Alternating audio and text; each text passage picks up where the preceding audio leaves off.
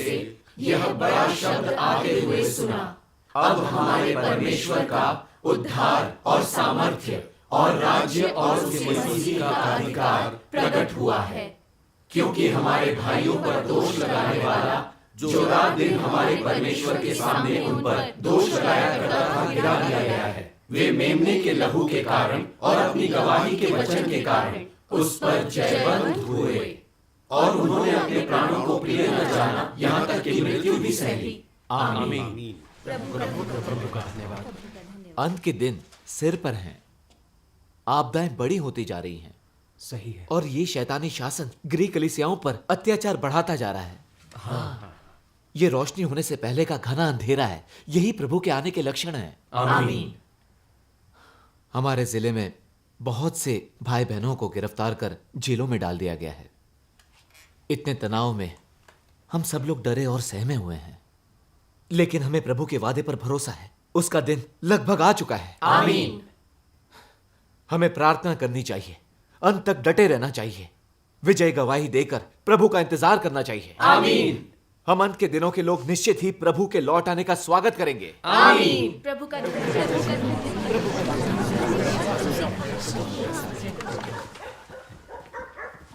अरे पुलिस आ गई।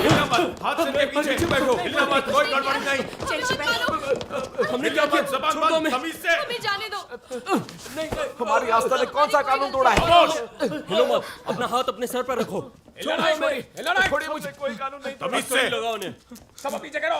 हमने क्या किया? उठो, कोई कानून है या नीचे नहीं? करो।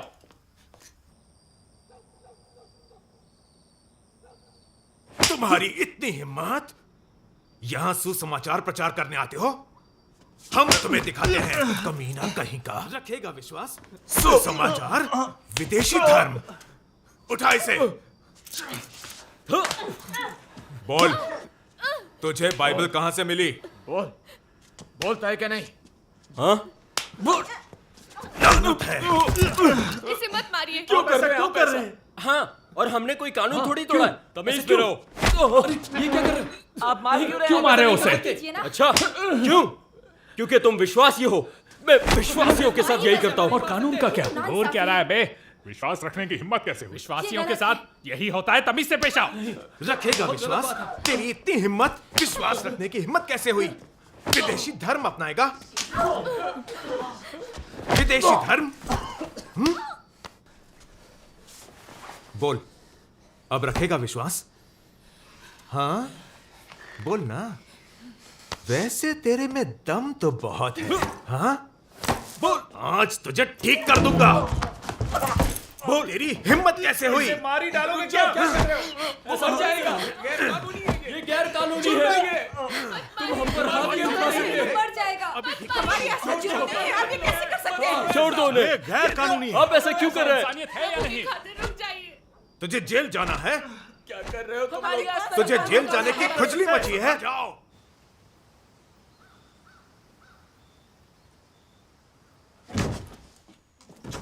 चल अंदर, चल।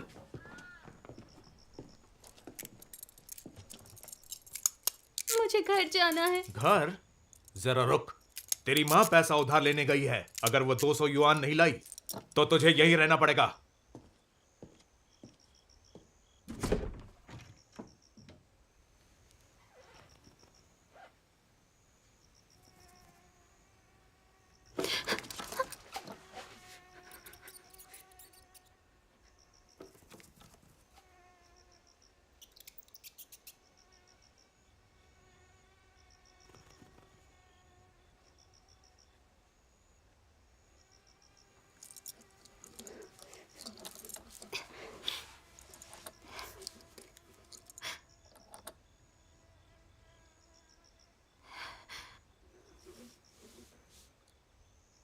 प्रभु यीशु, मुझ पर दया करो, मेरा साथ दो।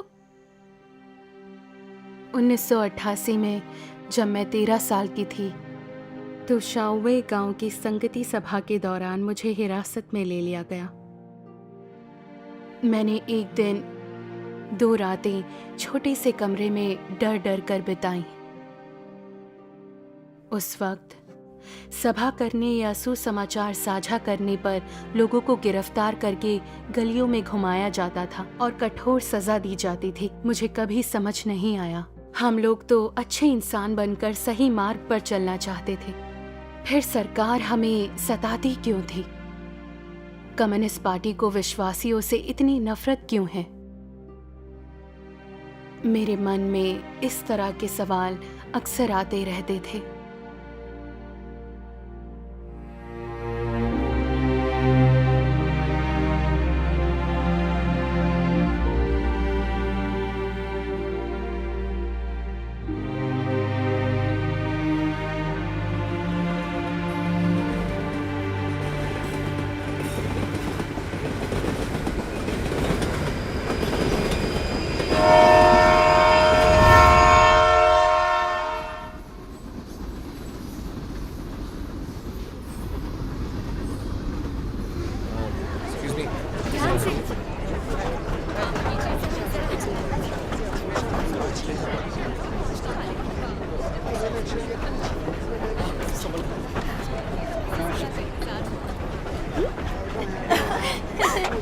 अभी भी बाहर देख रही हो? हम पहुंचने ही वाले हैं। शांत रहो, अभी भी समय बस है। पहुंच ही गए। इंतजार ही नहीं हो रहा। ये चेंशी की पहली बड़ी यात्रा है, घर की याद तो आएगी ही। हाँ सही कहा। हाँ अच्छा सुनो, तुम्हें क्या लगता है, क्या सच में हमारी ये विजय वापसी है? बिल्कुल। हमने बहुत कुछ सीखा है, पता है? सब सुनेंगे तो खुशी से पागल हो जाएंगे। हाँ होंगे ही।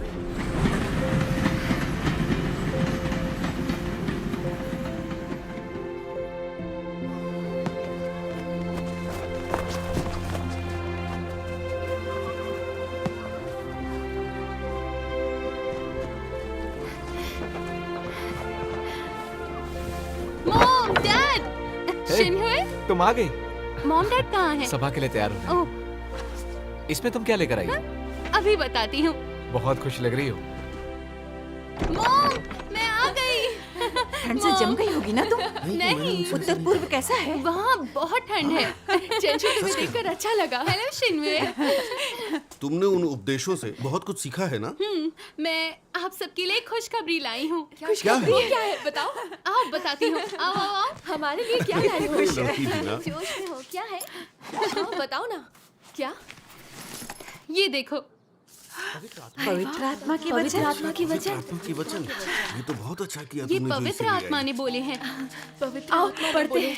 हाँ चलो बैठ जाते हैं।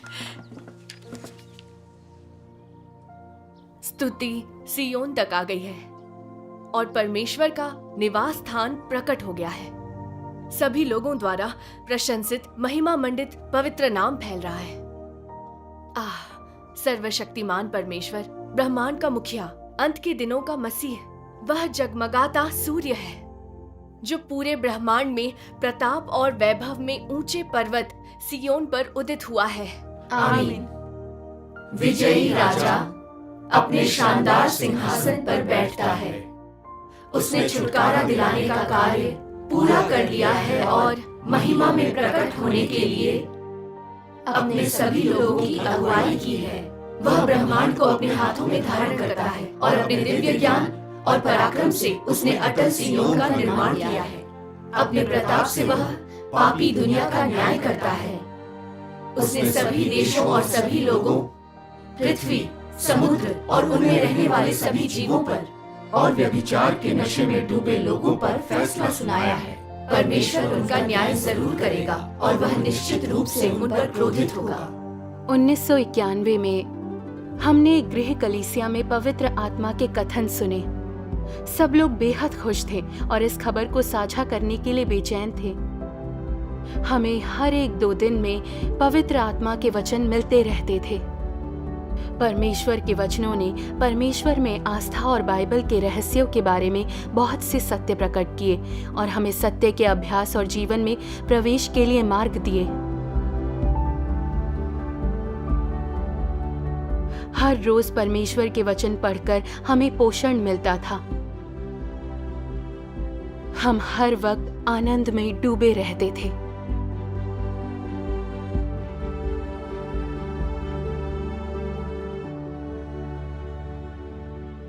लेकिन 6 महीने ही गुजरे होंगे कि एक बार फिर कम्युनिस्ट पार्टी गिरफ्तारी और हमारा उत्पीड़न करने लगी। मेरे माँ बाप और भाई को गिरफ्तार कर लिया गया।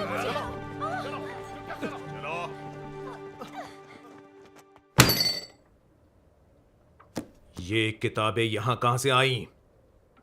ये कहां छपी हैं?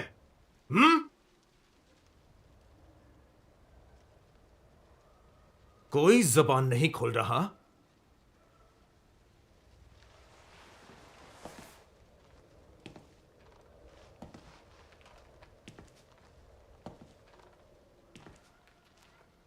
चल तू बोल। मुझे नहीं पता।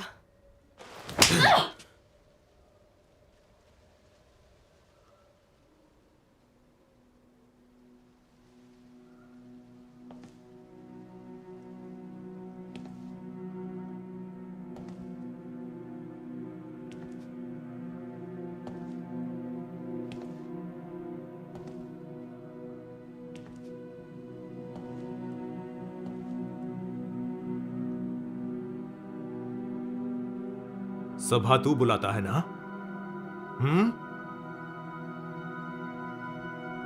बता, ये किताबें यहां कहां से आई हैं? मुझे नहीं पता।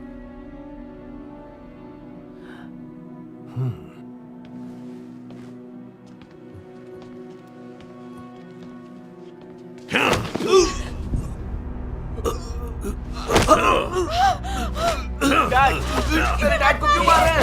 मत मारिए इन्हें, इनकी तबीयत ठीक नहीं है। इन्होंने क्या किया है? मत मारिए। ना तुझे नहीं पता तो किसे पता है?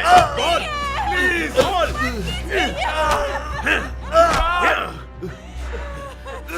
तेरी तो मत मारिए इन्हें। नहीं मारूं? ठीक है।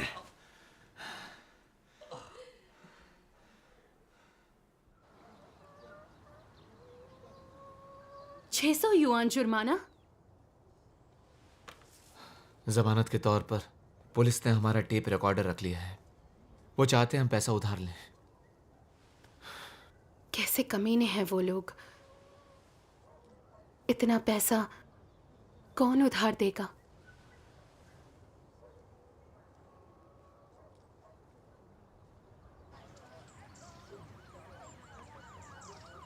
तुम जा सकती हो।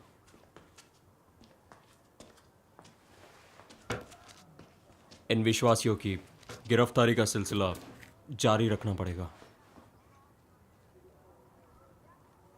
इन किताबों के मामले की जांच अभी बाकी है। जी सर।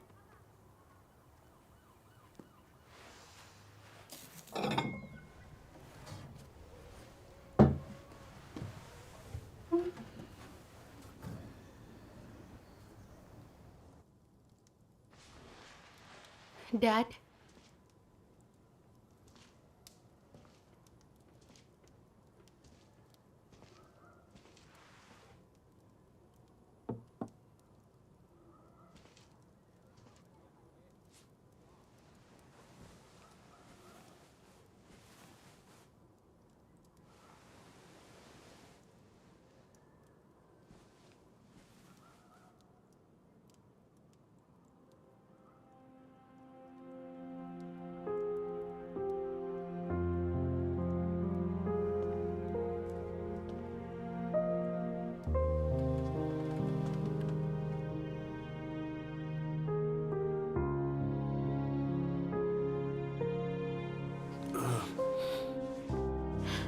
डैड थोड़ा सूप पी लीजिए।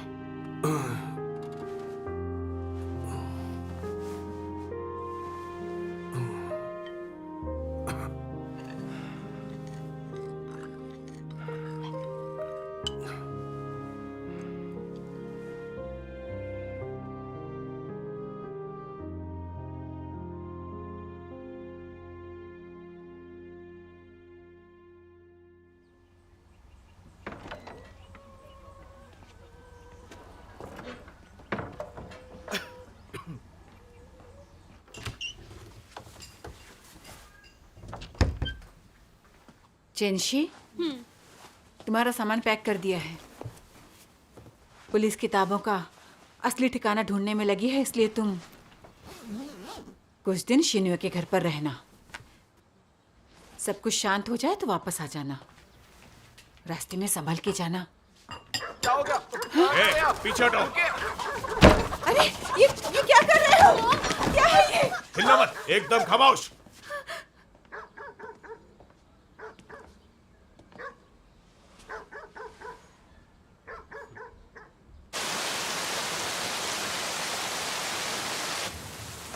ये किताबें तुम्हें कहां से मिली? कहां छपी हैं? बताओ, बोलो जल्दी। कैप्टन।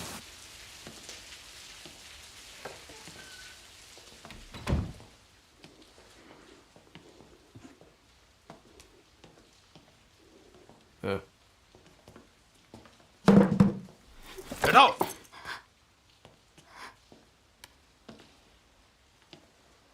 ली चेनशी, इतनी छोटी उम्र में ऐसी हिमाकत, ये ईसाई किताबें भेजने की हिम्मत की।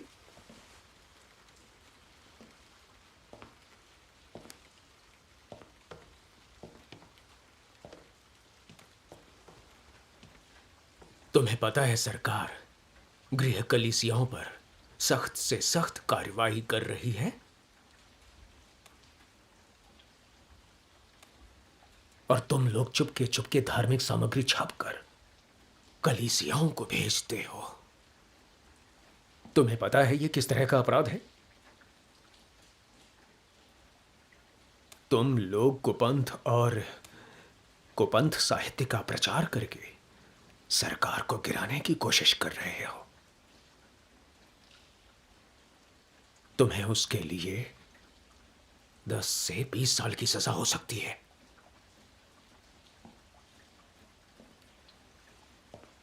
बताओ क्या जानती हो? ये किताबें कहां से आई हैं? चल बोल। अगर नहीं कबूला ना तो बड़ी मुसीबत में फंसोगी। मेरी आस्था कोई जुर्म नहीं है। मेरे पास को बोलने के लिए कुछ नहीं। कमीनी, तू छोटी है पर ज्यादा ही अड़ियल है ना? क्या पी के आई है तू? हाँ, बोल बोल।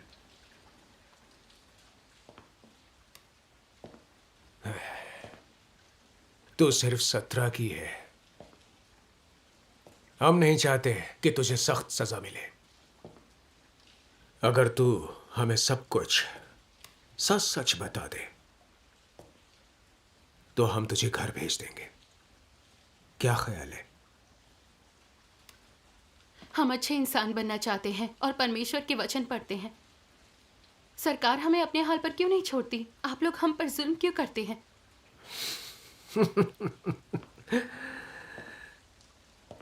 बेवकूफ लड़की, तुझे क्या पता? चीन में कम्युनिस्ट पार्टी जिस भी चीज के खिलाफ होती है वो गैर कानूनी होता है, समझी? तुम लोग पार्टी में विश्वास न रखकर अपने परमेश्वर में विश्वास रखते हो और सुसमाचार फैलाते हो। तुम लोगों की वजह से लोग पार्टी में कम और परमेश्वर में ज्यादा विश्वास रखते हैं। अब हमें तुम सब लोगों को ढूंढकर खत्म करना है। यही पार्टी की नीति है और यही कानून है। समझ में आया? तू बोल कर, बोल, वरना बहुत पछताएगी तू। इसके बाप को ले करो। तुम मेरे साथ आओ।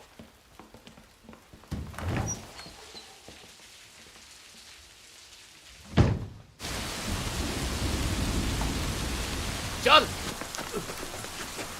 चल जल्दी, अंदर चल जल्दी। डैड, चल बैठ, रुक जा यहाँ पर।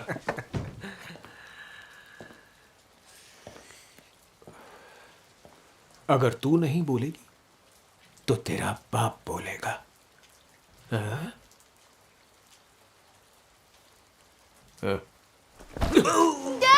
यही रहे।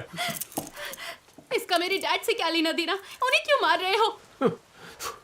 अच्छा ये बात है।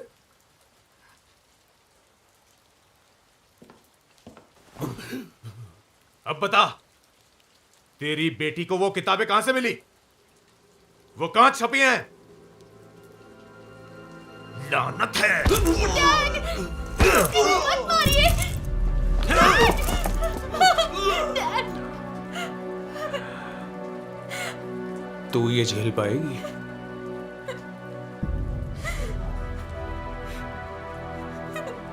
हाँ। तेरी तो हटाओ।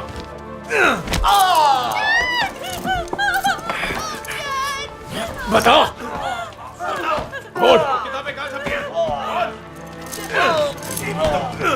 बता सच क्या है? बोल, बोल, बहुत जल्दी बताओ।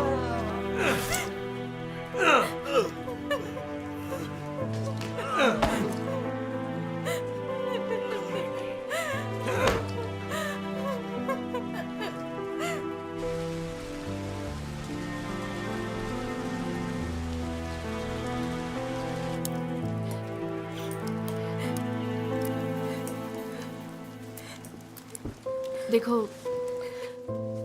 रोना बंद करो। ये कम्युनिस्ट पार्टी बहुत नीच है। ये बेचारी परमेश्वर में आस्था रखती है। इसने तो कुछ गलत नहीं किया, लेकिन इसके सामने उन्होंने इसके पिता को मारा। वो ऐसा कैसे कर सकते हैं? जालिम लोग हैं। कोई बात नहीं, रो मत, सब ठीक हो जाएगा। ठीक है, हम सब जल्दी बाहर आ जाएंगे। शांत हो जाओ।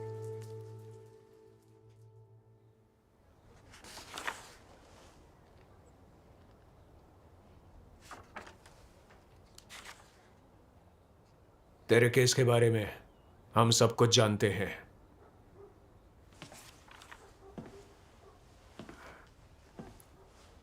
देख, एक आदमी अपना जुर्म कबूल करके घर जा भी चुका है, और तू यहां पर अड़ियल टट्टू बनी हुई है। जुर्म कबूल कर लेगी तो मैं खुद तुझे और तेरे बाप को घर छोड़ दूंगा। जबान देता हूं तुझे।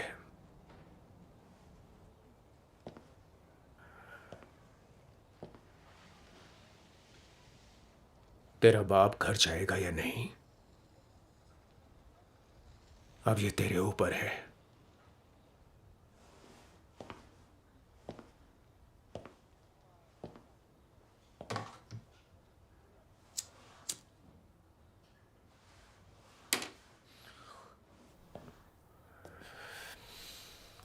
तो उससे सवाल पूछूंगा, सर हिलाकर हां या ना बोल। तू वांगजिया गांव की सभा में गई थी?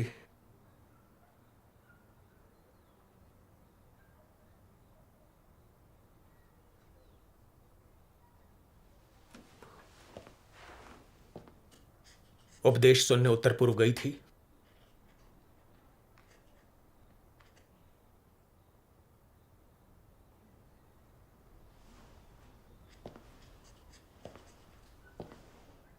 वहां उपदेश कौन दे रहा था?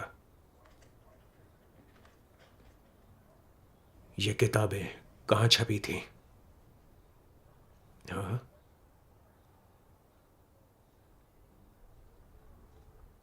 मुझे नहीं पता।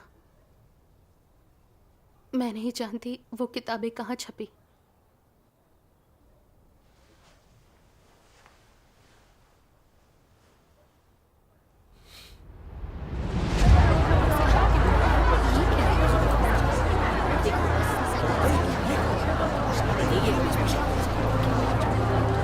क्या जरूरत क्यों करते हैं ऐसा?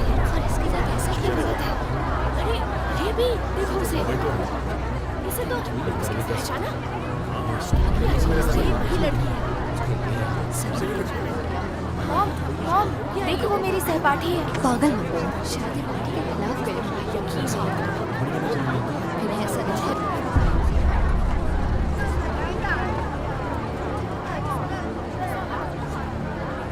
ए, देखो वो ली जोंगडाओ की बेटी है ना? बिल्कुल सही। पार्टी सभी विश्वासियों को गिरफ्तार कर रही है, छोटे बच्चों को भी। ये तो बच्चे हैं, इसे क्या पता होगा? इस उम्र में वो किस पर आस्था रखेगी? हाँ हाँ, कोई और बेहतर काम नहीं है क्या करने के लिए? बहुत से ऐसी ही सजा मिलती है। इसने ऐसा क्यों किया? हे परमेश्वर, शैतान को जकड़कर उसका मुंह बंद कर दे। संदिग्ध भूत देशमुख को कानून के मुताबिक आपराधिक हिरासत में लिया गया है।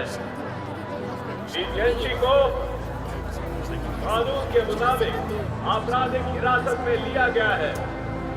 उसने गैर कानूनी तरीके से उपबंध साहित्य बांटकर सामाजिक व्यवस्था को बाधित किया।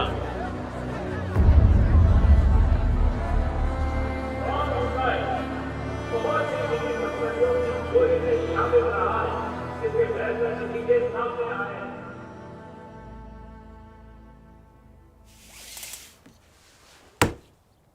चल प्रायश्चित पत्र लिख।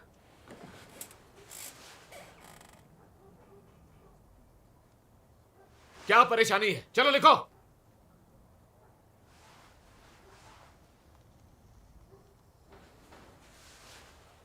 नहीं लिखेगी?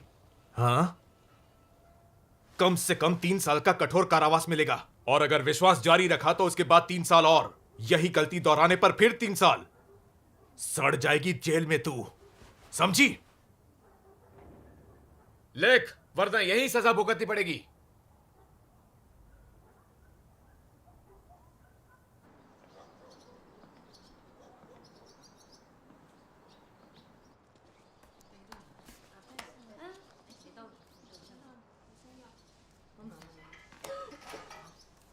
ली चेंशी, हाँ,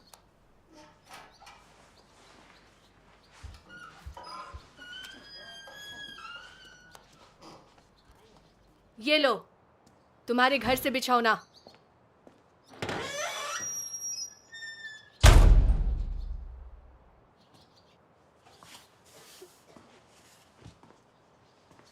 तुम्हारे घर वालों ने बिस्तर भेजा है।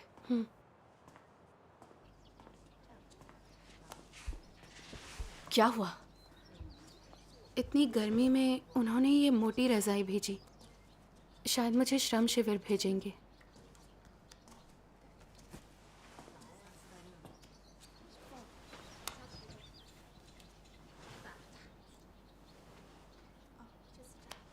देखो, ज्यादा मत सोचो, शायद इसमें कुछ हो। जाओ, तुम लोग क्या देख रहे हो? आओ।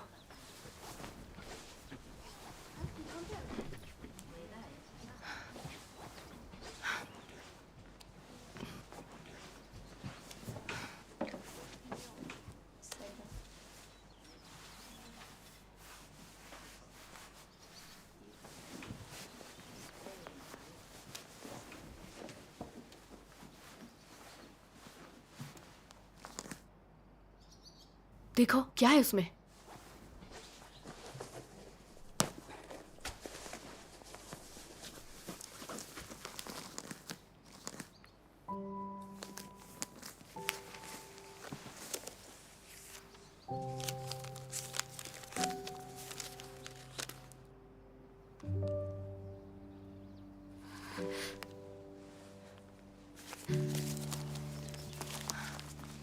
ये लो, देखो।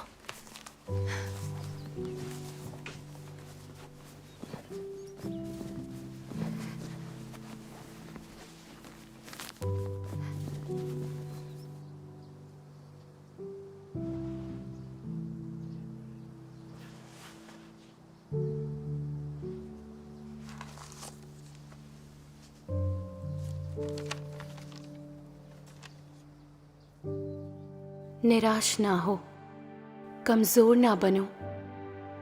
मैं तुम्हारे लिए चीजें स्पष्ट कर दूंगा। राज्य की राह इतनी आसान नहीं है। कुछ भी इतना सरल नहीं है। तुम चाहते हो कि आशीष आसानी से मिल जाए, है ना? आज हर किसी को कठोर परीक्षणों का सामना करना होगा। इन परीक्षणों के बिना मेरे लिए ना तो तुम्हारा प्रेम बढ़ेगा, ना तो तुम्हें मुझसे सच्चा प्रेम होगा। भले ही ये मामूली हों, पर सभी को इनसे गुजरना होगा। अंतर केवल इतना है कि परीक्षणों की कठिनाई हर एक व्यक्ति के लिए अलग अलग होगी। जो लोग मेरी कड़वाहट में हिस्सा बटाते हैं, वे निश्चित रूप से मेरी मिठास में भी हिस्सा बटाएंगे। यह मेरा वादा है और तुम लोगों को मेरा आशीष है। मेरे वचनों को खाओ पियो, उसका आनंद लो। अंधेरा छटने पर रोशनी होगी। भोर होने से पहले अंधेरा सबसे घना होता है, उसके बाद धीरे धीरे उजाला होता है और तब सूर्य उदित होता है। डरपोक या कायर मत बनो। मैं सच्चे परमेश्वर में विश्वास करती हूँ, उसे धोखा नहीं दूंगी।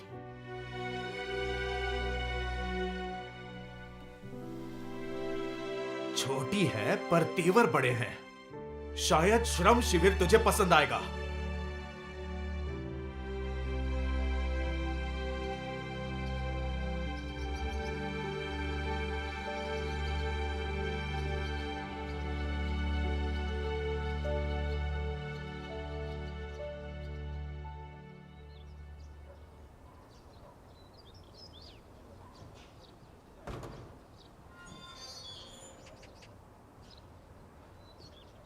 चेंची,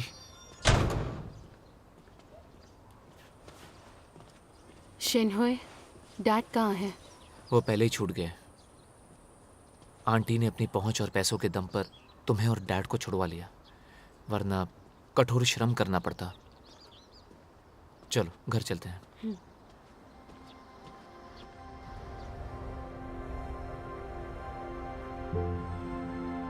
गिरफ्तारी और उत्पीड़न से मुझे एहसास हुआ कि शैतानी शासन को विश्वासियों और परमेश्वर के वचनों के सत्य से कितनी नफरत है। सिर्फ परमेश्वर ही इंसान से सच्चा प्रेम करता है। परमेश्वर ही हमारा बुरे वक्त का सहारा है। 1995 के शुरू में हानान, हबई और शांशी से गुजरते हुए मैंने भाई बहनों के साथ राज्य सुसमाचार साझा किया। परमेश्वर का धन्यवाद। जिन लोगों ने सर्वशक्तिमान परमेश्वर के वचन पढ़े, उनमें से कई ने पहचान लिया कि ये परमेश्वर की वाणी है और वो लौट कर आया प्रभु यीशु हैं। एक एक कर उन्होंने सर्वशक्तिमान परमेश्वर के अंत के दिनों के कार्य को स्वीकार कर लिया। हम सर्वशक्तिमान परमेश्वर के अंत के दिनों के कार्य को स्वीकार करके ही स्वर्ग के राज्य में प्रवेश कर सकते हैं।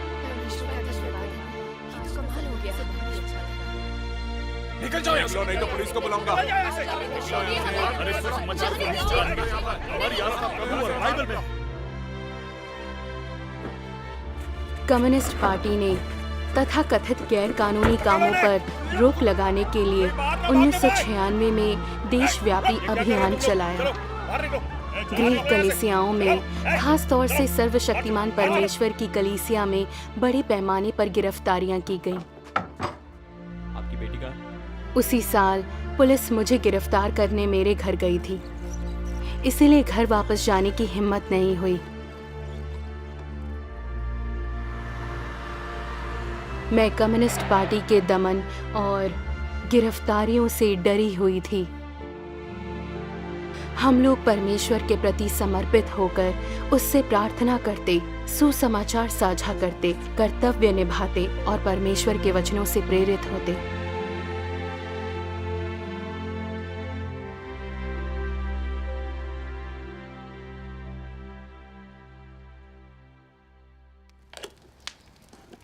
ली जोंगडाओ घर पर हैं? ली जोंगडाओ, हेलो ली जोंगडाओ।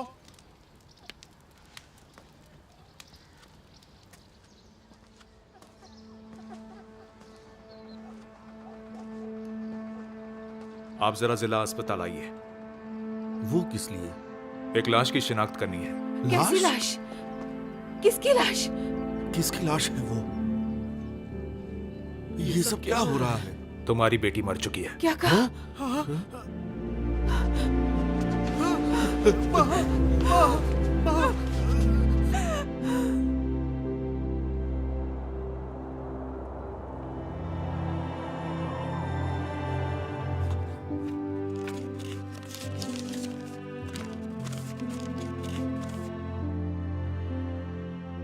उन्नीस 1998 में मैंने सुना कि मेरी मॉम की दिमागी हालत काफी खराब हो चुकी है और वो अब पहले जैसी नहीं रही। मैं घर जाकर मॉम से मिलना चाहती थी, लेकिन गिरफ्तारी के डर से नहीं जा पाई। आखिर 2004 में मौका ढूंढकर मैंने जाने का खतरा उठाया।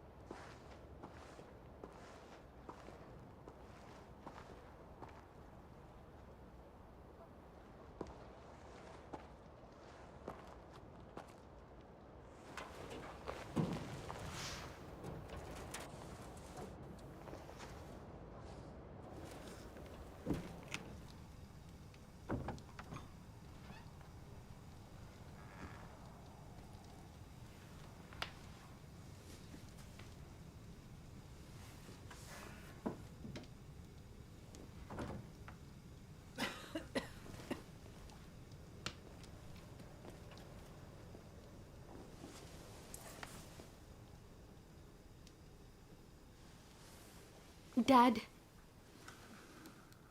मॉम, चिंशी, मॉम, मैं हूँ। चंशी, मॉम, तू आ गई? चंशी आ गई। डैड, चंशी आ गई। चंशी आ गई। तुम्हें देखने को आंखें तरस गईं। किसी ने तुम्हें यहाँ आते देखा तो नहीं? नहीं। डैड, आपकी तबीयत कैसी है? ठीक है, फिक्र मत करो। चेंशी, शेहुई, तू आ गई। मुझे तो लगा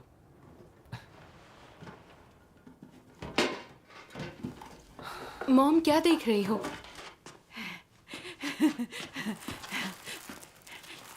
बेटा, मैं कुछ मीठा लाती हूँ।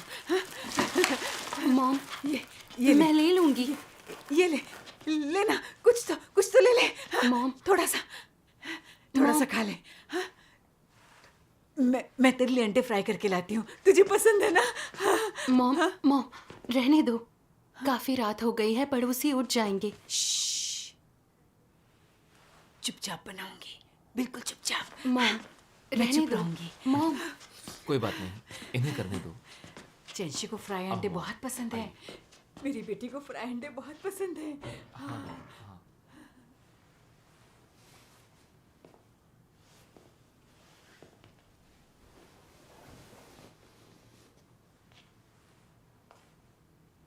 डैड, मॉम को क्या हो गया?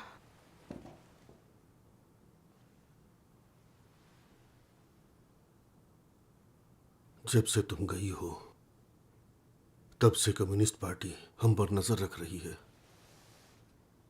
पुलिस और गांव के कैडर हर वक्त आकर तुम्हारे बारे में पूछते हैं। तुम्हारी मॉम को डर था कि वो तुम्हें पकड़ लेंगे और मुझे भी भाई झोंग की ही तरह पीट पीट कर मार डालेंगे। उसी डर से वो हर वक्त दरवाजा बंद रखती, किसी को आने नहीं देती। पुलिस के डर से वो ऐसा करती है। फिर एक दिन एक पुलिस वाले ने एक लाश की शिनाख्त के लिए बुलाया। उसने कहा तुम मर चुकी हो। इससे भी उसे गहरा सदमा लगा। तभी से वो ऐसी हो गई। हमारे परिवार की आस्था बड़ी अद्भुत है। मैंने कल्पना भी नहीं की थी।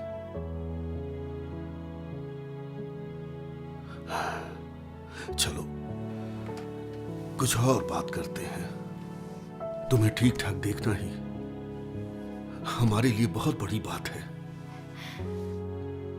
चैंशी, तुम कुछ दिन तो रुकोगी ना? तुम्हारे बारे में पुलिस पूछताछ कर रही थी। मैं तो बस आपसे मिलने आई थी। सुबह होने से पहले ही निकल जाऊंगी। डैड, मैं आपके और मॉम के लिए कुछ कपड़े लाई थी। इसकी क्या जरूरत थी बेटा? जरा पहन कर देखो।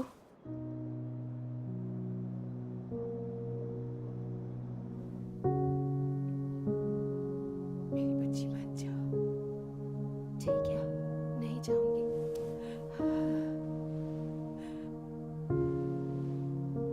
चंची नहीं जा रही है।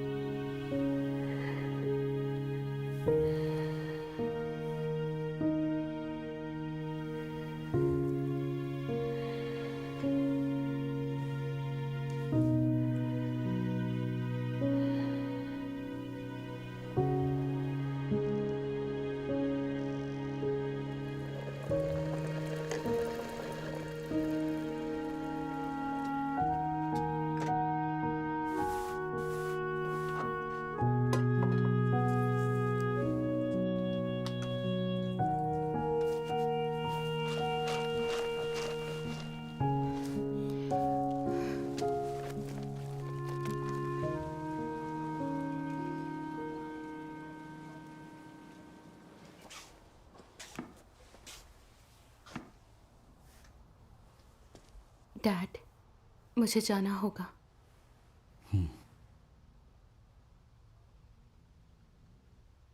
हम कलीसिया के कार्य में व्यस्त हैं। कितनों को पता ही नहीं कि परमेश्वर वापस आ चुका है। मैं अपने परिवार के लिए प्रचार का काम दरकिनार नहीं कर सकती। वो परमेश्वर के प्रति बेवफाई होगी। सावधान रहना, परमेश्वर से प्रार्थना करना और अपना ध्यान रखना। पुलिस को अब भी तुम्हारी तलाश है। फिक्र मत करो, मैं यहां सब संभाल लूंगा।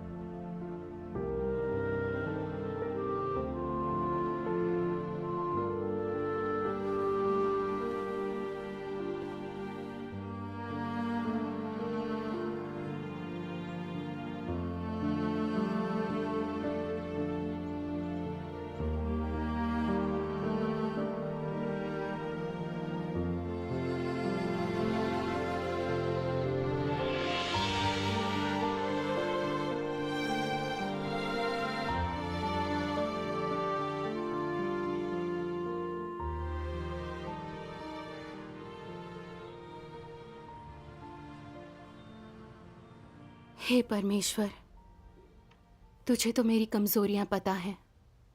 मुझे प्रबुद्ध कर, राह दिखा, मुझे शक्ति दे ताकि मैं अपनी आस्था पर कायम रह सकूं।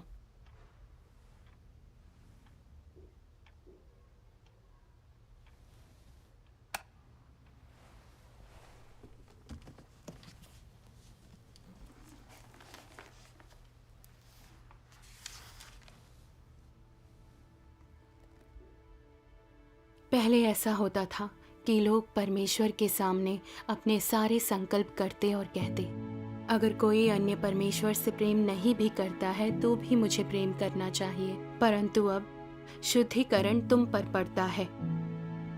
यह तुम्हारी धारणाओं के अनुरूप नहीं है, इसलिए तुम परमेश्वर में विश्वास को खो देते हो।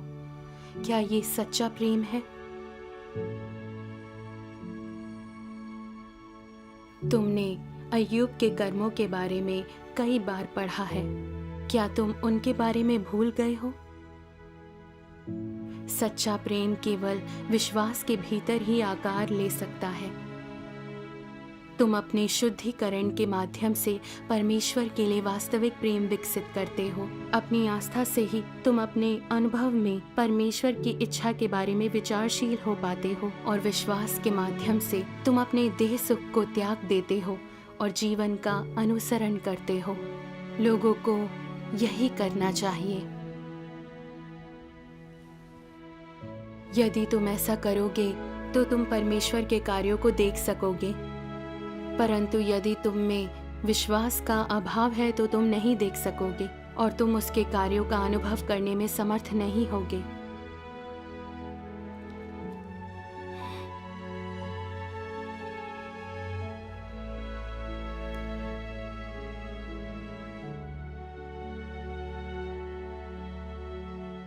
कार्य के इस चरण में हमसे परम आस्था और प्रेम की अपेक्षा की जाती है। थोड़ी सी लापरवाही से हम लड़खड़ा सकते हैं, क्योंकि कार्य का यह चरण पिछले सभी चरणों से अलग है। परमेश्वर मानव जाति की आस्था को पूर्ण कर रहा है, जो कि अदृश्य और अमूर्त दोनों है। इस चरण में परमेश्वर वचनों को आस्था में, प्रेम में और जीवन में परिवर्तित करता है। लोगों को तब तक शुद्धिकरण की आवश्यकता है जब तक उनकी आस्था अय्यूब से बड़ी ना हो जाए। किसी भी समय परमेश्वर से दूर जाए बिना उन्हें अविश्वसनीय पीड़ा और हर यातना को सहना आवश्यक है। जब वे मृत्यु तक आज्ञाकारी रहते हैं और परमेश्वर में विश्वास रखते हैं, तो परमेश्वर के कार्य का यह चरण पूरा हो जाता है। आमीन। परमेश्वर का धन्यवाद। परमेश्वर के वचन हमें पोषण देते हैं और मदद करते हैं। उसके वचन हमारे दिल को रोशन करते हैं और शक्ति देते हैं। हाँ, परमेश्वर के वचन अद्भुत हैं। सचमुच।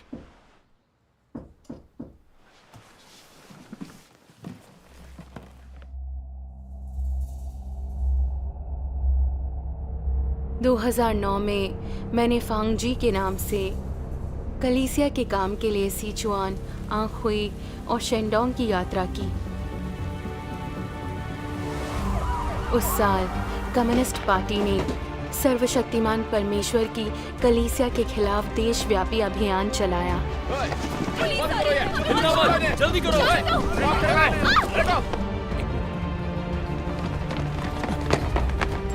क्या कर रहे हो? पकड़ो उन्हें। रुक जाओ। देश भर से भाई बहनों की गिरफ्तारी की खबरें आती रहीं।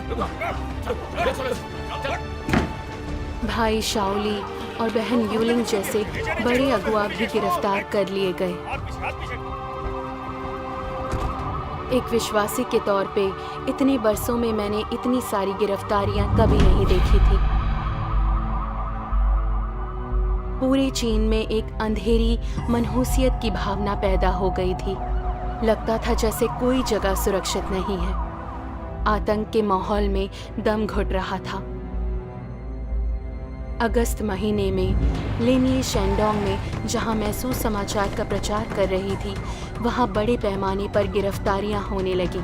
कम्युनिस्ट पार्टी बड़ी तादाद में पुलिस बल भेजकर रास्ते बंद करवा देती और ईसाइयों को पकड़ लेती। नीचे झुको।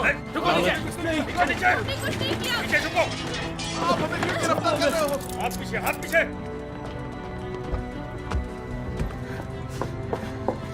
तुम्हें जाना पड़ेगा।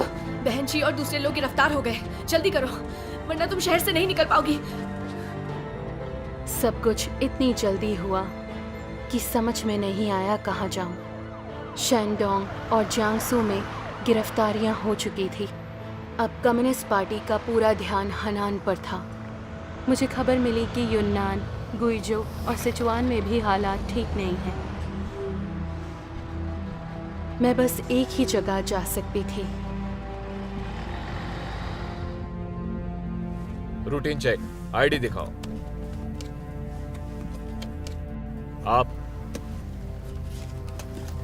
आपकी आईडी आपकी आईडी दिखाइए। आईडी दिखाइए।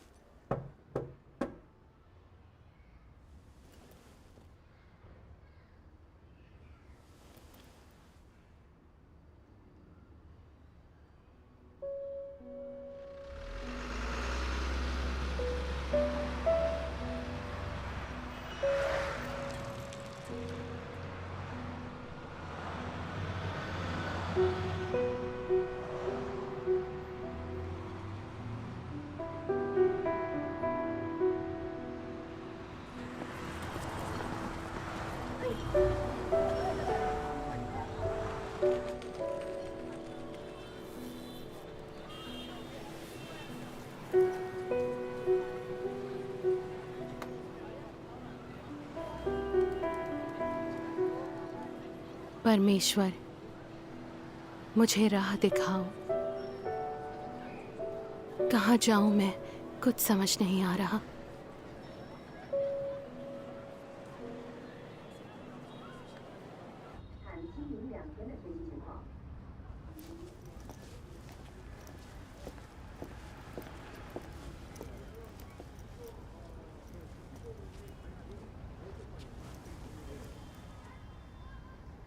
फांग जी, बहन ली, आइए। भाईयांग, बहन फेंग, ये बहन फांग है। अच्छा, ये बचकर फुयांग आई है और कुछ दिन यहाँ रहना चाहती है। ठीक है, आइए बैठिए। आइए बैठिए। आप आराम से यहाँ कुछ दिन रह सकती हैं।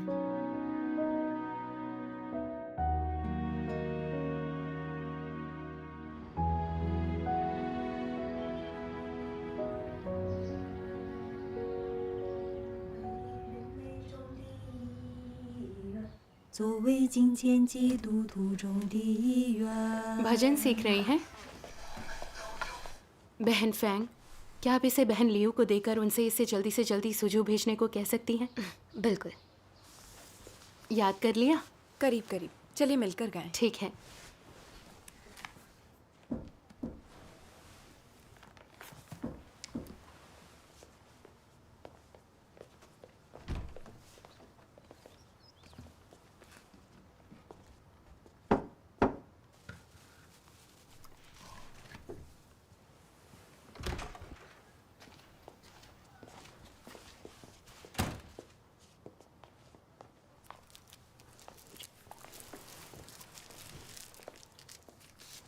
कुछ ही दिन पहले हेनान के भाई बहनों से खबर मिली कि भाई शियाओली को 15 साल की कैद हुई है। 15 साल? और बाकी 4 लोगों को 10-10 साल की सजा हुई है। आस्था से कौन सा कानून टूटता है? इसके लिए इतनी भयंकर सजा? बहन यूलिंग का क्या हुआ? उनकी सजा? तुमने नहीं सुना?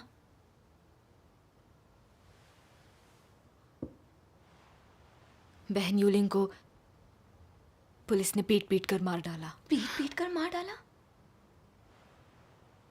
गिरफ्तारी के 5 दिन बाद उत्पीड़न से उनकी मौत हो गई। उनके पति ने उनके पूरे शरीर पर जख्म के निशान देखे, लेकिन पुलिस ने नकार दिया। पुलिस ने कहा कि अचानक दिल का दौरा पड़ा और वो मर गईं। वो घाव उनकी मौत के बाद उभरे थे।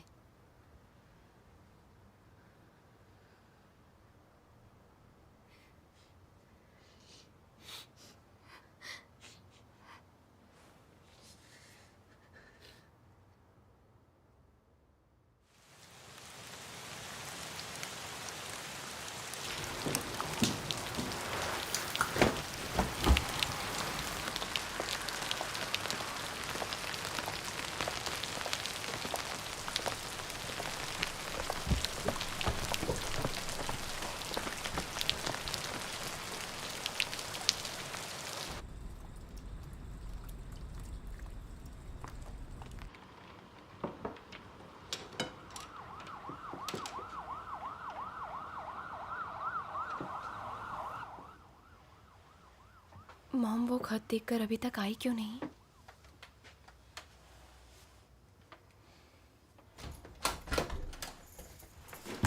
मॉम, बहन फेंग, पता है कोई मेरा पीछा कर रहा था। उसे चकमा दे दिया ना?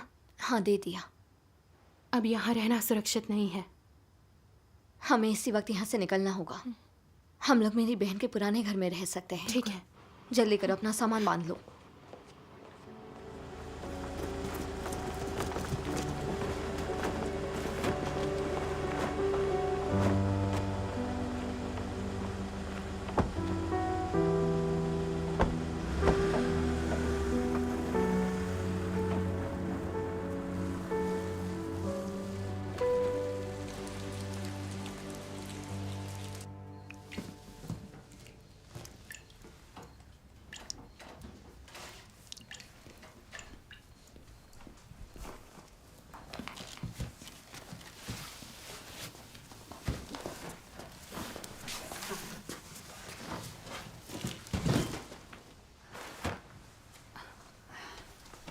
आराम से।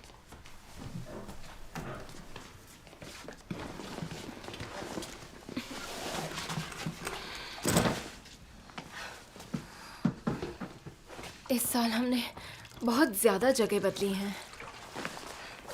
इसमें एक सबक है, हम परमेश्वर के अनुयायियों को इतने कष्ट तो उठाने ही पड़ेंगे।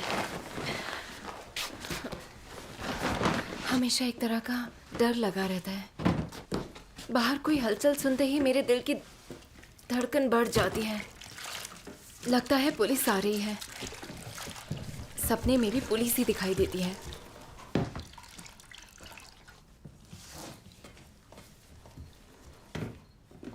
摩西击打磐石边有，耶和华所赐之水永流。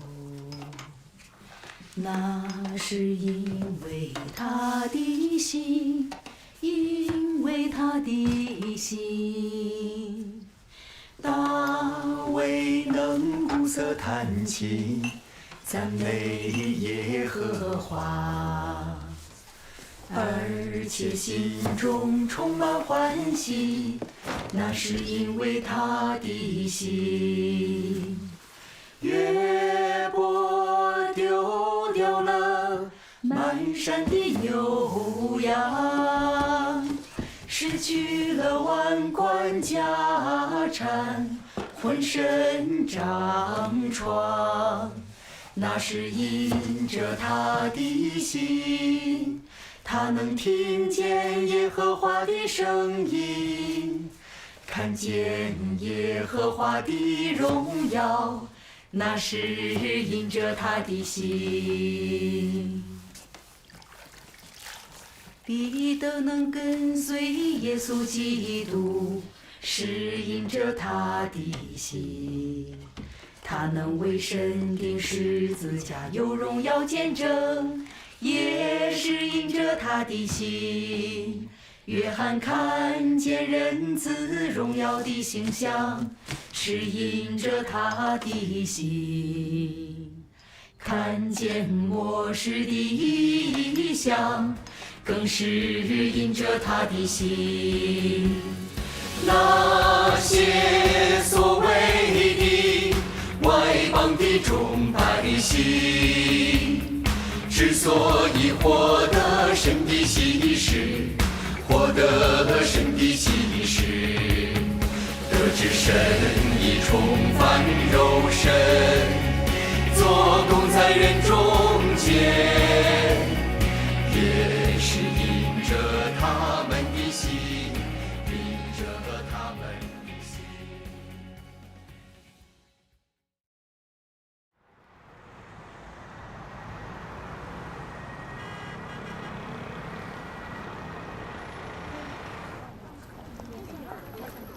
सीसीपी ने 2012 में सर्वशक्तिमान परमेश्वर की कलीसिया के खिलाफ गिरफ्तारी का एक और अभियान छेड़ दिया। इसके शुरू होने के कुछ दिन पहले ही मैं सुसमाचार के प्रचार के लिए शूझ गई थी। मैं हमेशा की तरह होशियार थी, लेकिन मुझे पता नहीं था कि खतरा पहले ही दबे पांव मेरे नज़दीक आ चुका था।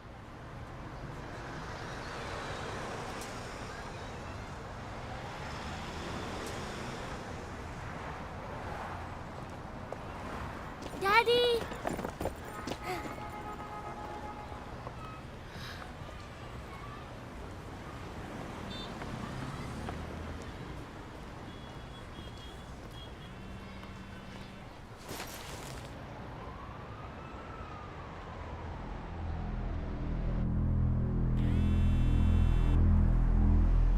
हेलो,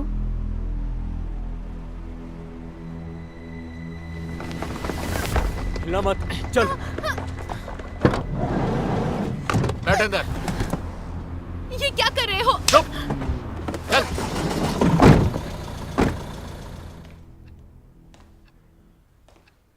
नीचे बैठ। मैं फिर पूछ रहा हूं, क्या तू ही फांगजी है? क्या तू कलीसिया की अगुआ है? तुझे क्या लगता है हमें कुछ नहीं पता? तेरी छापी हुई सारी किताबें हमने जब्त कर ली हैं। तू ही इंचार्ज है ना? चलो उठ, उठ, कहो ना उठ। चल बता, कलीसिया का पैसा कहां है? हाँ? और तेरा अगुआ कौन है? जबान खोलेगी कि नहीं? हाँ? खोलेगी जबान? खोलेगी जबान? अपनी जबान खोलेगी? खोलेगी जबान? हाँ? जबान खोलेगी कि नहीं? चल बता, बता, खोलेगी जबान? हाँ? पहले आप बताइए, आपका नाम क्या है? आपका पूरा नाम? तू मेरा नाम क्यों पूछ रही है?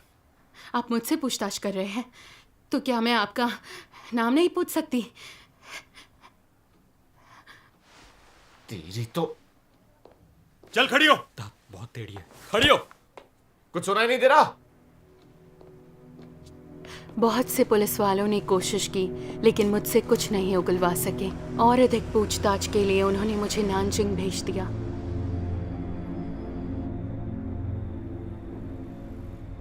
तू फांगजी है? क्या तू कलीसिया की अगुआ है? बता। तुझे लगता है तो चुप रहेगी और तुझे सजा नहीं होगी? तकदीर के भरोसे मत रह। केंद्रीय समिति का आदेश है कि तुम लोगों का और सर्वशक्तिमान परमेश्वर की कलीसिया का पूरी तरह से सफाया कर दिया जाए।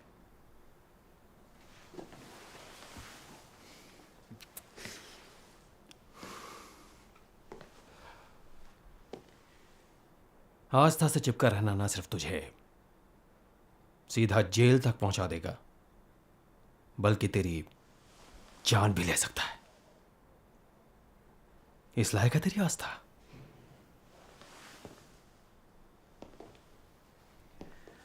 सोच इस बारे में।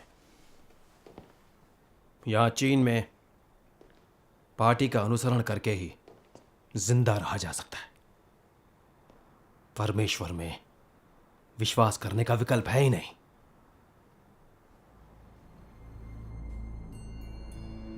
मेरी गिरफ्तारी के बाद पुलिस मुझे ना तो सोने देती, ना ही कुछ खाने देती। सो क्यों रही है?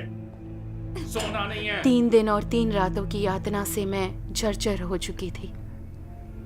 लगता था जैसे मेरे सीने पर कोई भारी वजन रखा हो। मुझे सांस लेने में भी दिक्कत हो रही थी।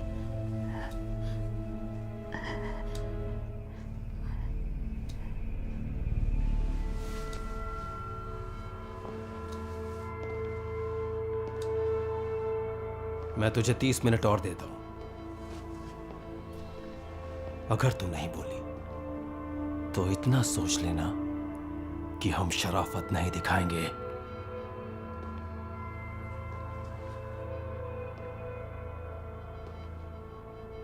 अभी 2:30 बज रहे हैं।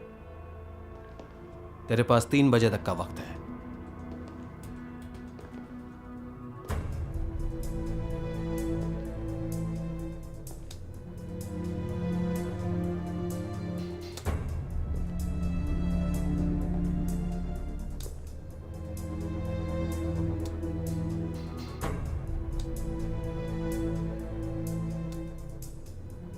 दस मिनट हो चुके हैं।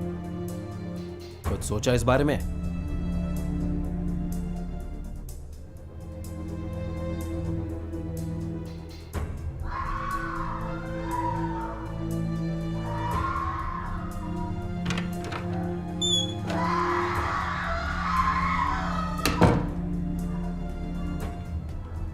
इसने जबान खोली।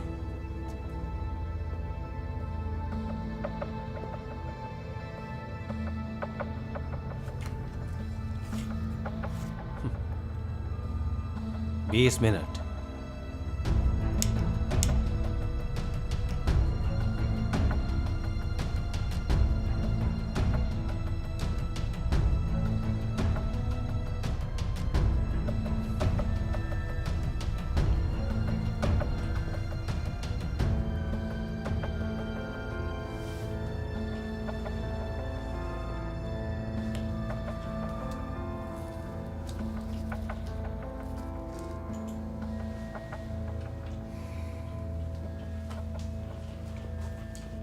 पांच मिनट बचे हैं। अब भी थोड़ा सोच ले, फिर मत कहना कि हमने मौका नहीं दिया।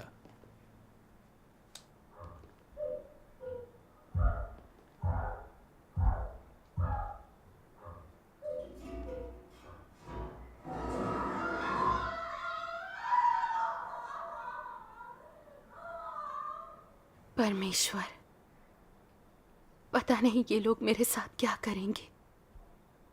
मेरी रक्षा कर ताकि मैं अडिग रहकर तेरी गवाही दे सकूं।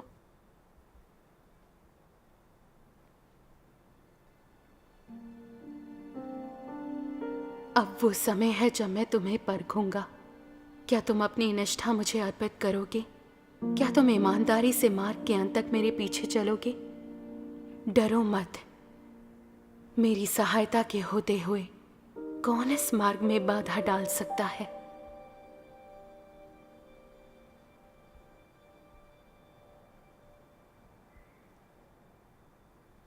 क्या सोच रही है? कुछ तय किया तूने?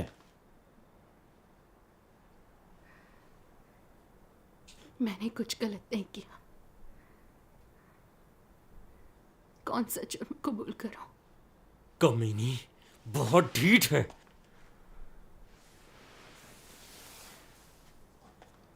तुझे कोई खानदानी बीमारी है?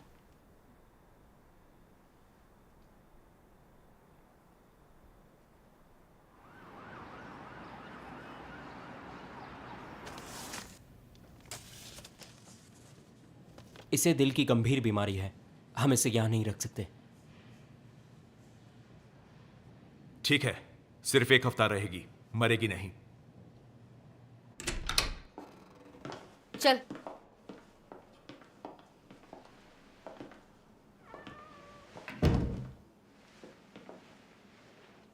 चल कपड़े उतार। अपने कपड़े उतार। जल्दी कर। उतार। चल।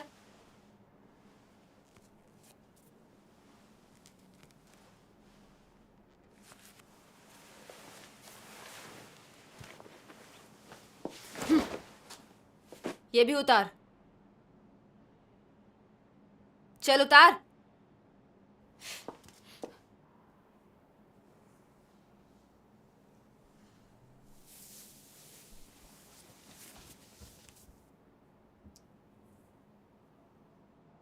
सारे उतार। सुना तूने? मैं उतारूं क्या? चल अब।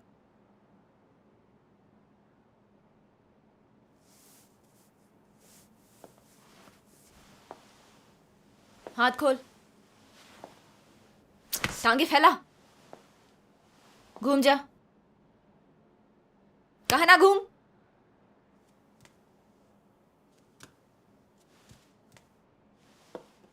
टांगे फैला, हाथ चौड़े कर। चल चल बाहर की तरफ, घूम जा। टांगे फैला, ऊपर।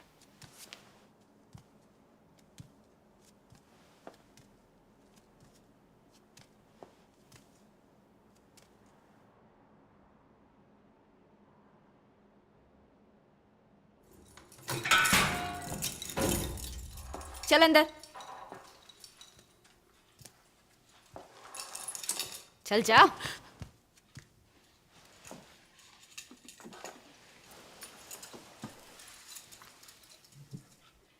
इसका ठीक से ध्यान रखना।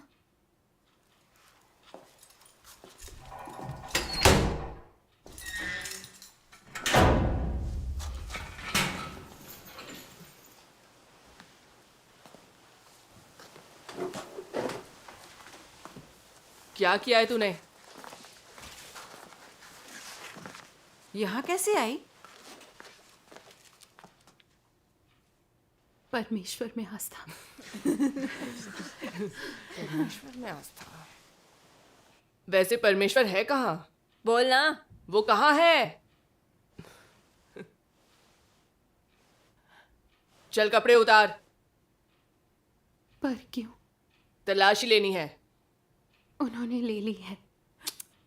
हमें भी लेनी है। ये यहाँ का नियम है। चल उतार। खोलो। क्या सोच रही है? जल्दी कर। चल, पीछे मत हट।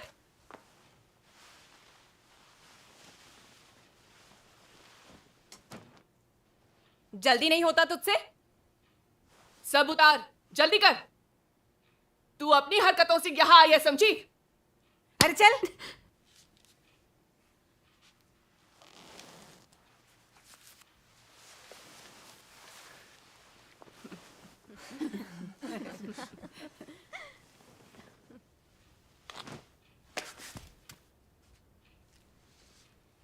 टांगे चौड़ी करके नीचे हो जा।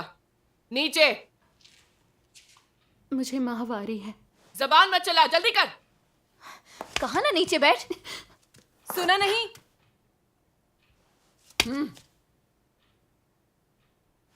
चलो।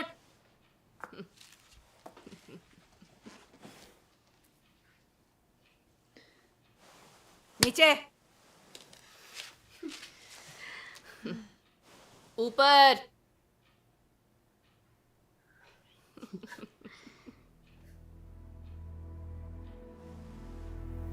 नीचे।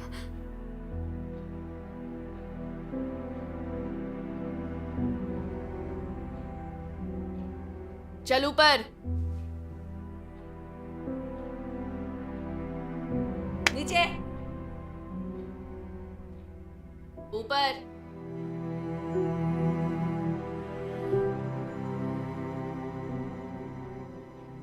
नीचे। कम्युनिस्ट पार्टी सचमुच दुष्ट है।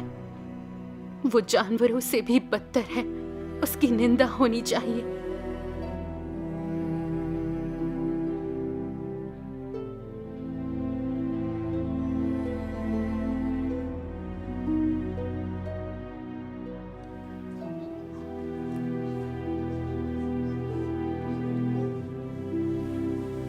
तुम मुझे टॉयलेट पेपर दे सकती हो?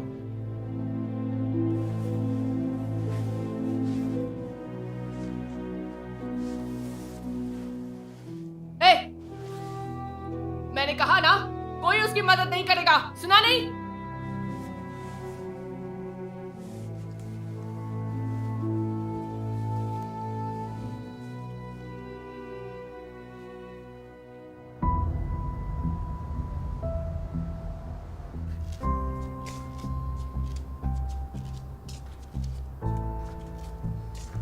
ओह, चल उठ, तेरी शिफ्ट है, चल उठ।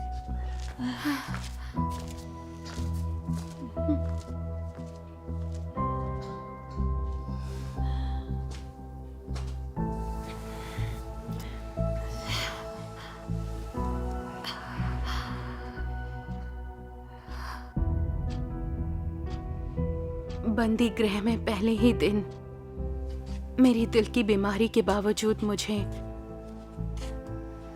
हर रात बिना रुके घूम घूम कर पहरेदारी करने की 2.5 घंटे की शिफ्ट दे दी गई। दीवार से दूर, तुझे मुसीबत बुला रही है वरना क्या? चल चल काम मुझे अगले दिन से 5 घंटे की शिफ्ट की सजा मिलती।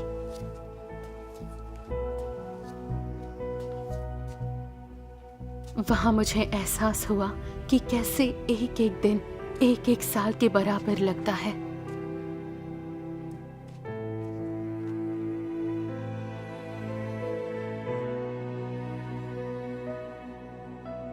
सुनजिंग, जल्दी कर। ब्रश करने में इतना समय ले रही है? खिसक कर मत चल। खाना आ रहा है, चल चल जल्दी कर। ली चैंची, इधर आ। चल बाथरूम साफ कर। चल ना।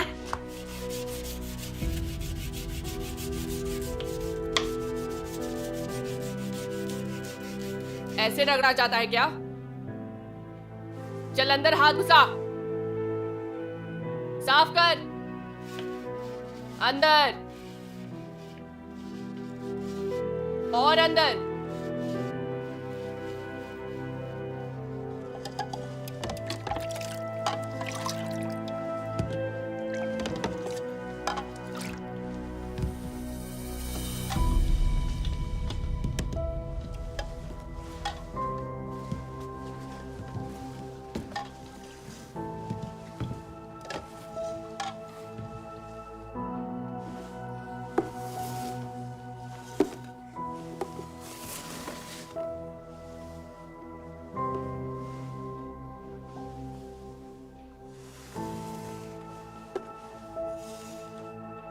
सब खाना खा लो।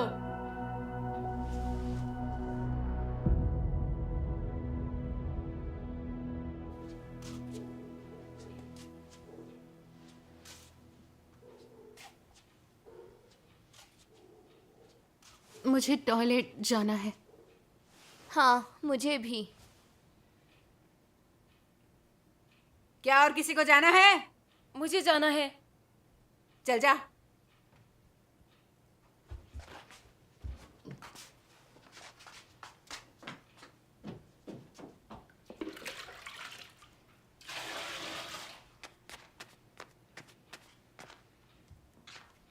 रुक, कैसे उतरना है पता नहीं है?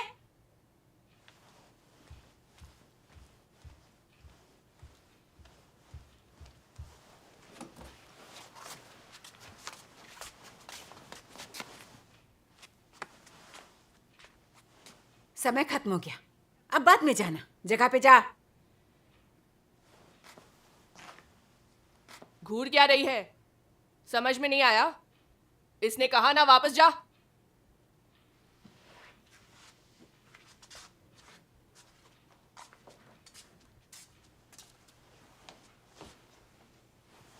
रुक, अपना चप्पल उतार, सीधी कर।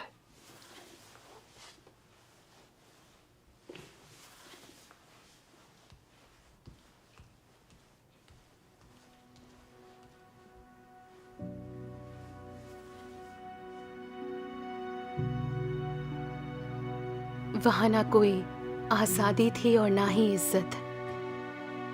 उठने, बैठने, उतरने और चलने के भी नियम थे। मुझे बाथरूम जाना है। रुक। बाथरूम जाने जैसे मूल अधिकार पर भी सख्ती थी। सुनजिंग ने कपड़ों में सूसू कर दिया। सुनजिंग, क्या परेशानी है तुझे? चल फटाफट साफ कर, चल। यहाँ ये सब करने के लिए किसने कहा? चल साफ कर। मंदबुद्धि हो क्या? लगता है तेरा दिमाग खिसका हुआ है। रोना धोना बंद कर, सफाई कर। लंबे वक्त तक यातना और डांट फटकार से कुछ कैदी अपना मानसिक संतुलन खो देते थे। तू सचमुच पागल है या नाटक कर रही है? नाटक कर रही है ना? सच है क्या?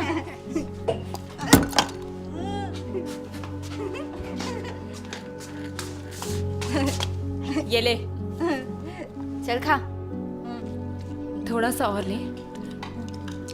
कम्युनिस्ट पार्टी की जेल धरती का नरक थी।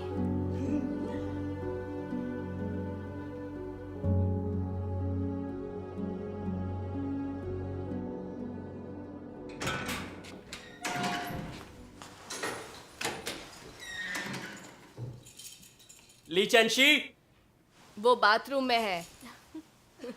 तुझे पूछताछ के लिए बुलाया है।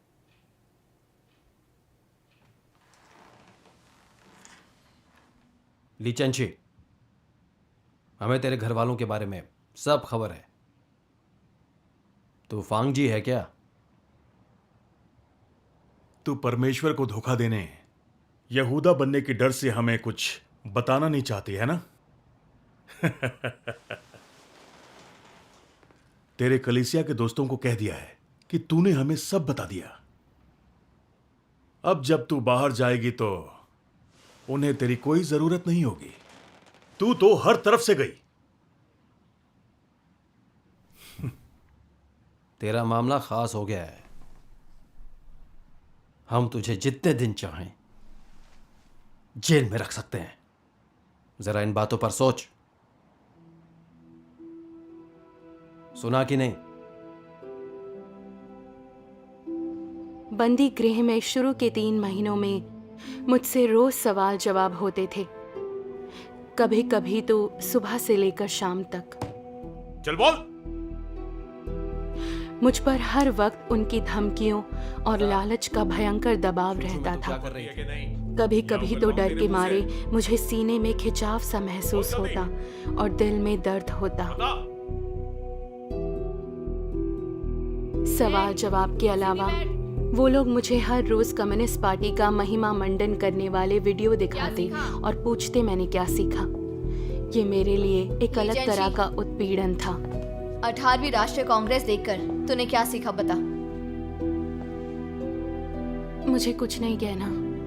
बताना पड़ेगा।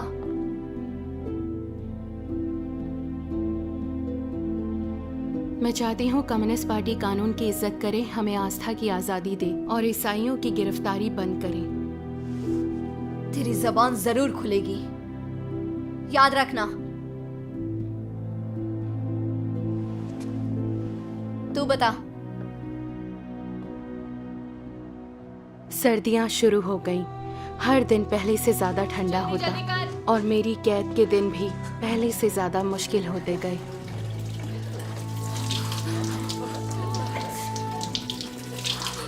ज्यादा नखरे मत कर, चल। बहुत ठंडा है। अच्छा, ये सीसीपी सरकार बहुत दुष्ट है। एक तो सर्दी, ऊपर से ठंडा पानी। हम तो मर ही जाएंगे। ये लोग यातना देने में माहिर हैं। पार्टी शुरू से ही दुष्ट है। इनकी जबान मीठी और काम शैतान के हैं। ए तू जल्दी कर, चल काम खत्म कर और बाहर निकल।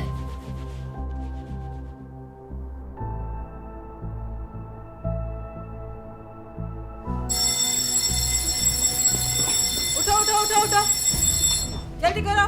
ये बहुत गीला है। इतना गीला कि नहीं छोड़ा जा सकता है। ये कोई इंसानों के रहने की जगह है। ऐसे भयंकर माहौल में मेरी सेहत गिरती चली गई। मेरे जोड़ों का दर्द और दिल की बीमारी और बिगड़ गई। कमजोरी और दर्द की वजह से मन करता था हर वक्त पड़ी रहूं, लेकिन नींद आने लगती तो मैं डर जाती, क्योंकि उसकी भी सजा मिलती थी। इतनी ज्यादा भीड़ भाड़ थी कि हिलना मुश्किल हो जाता था।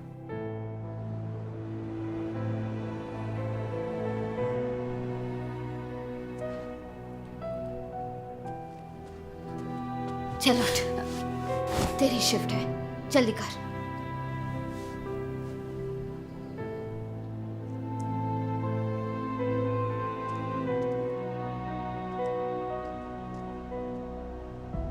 सर्दी, नींद का अभाव, और दर्द ने एक एक पल को यातना बना दिया था। लगता था जैसे वक्त रुक गया है। हर पल एक संघर्ष था। मैं लगातार प्रार्थना करती, परमेश्वर की स्तुति में भजन गाती और उससे मेरे साथ रहने को कहती।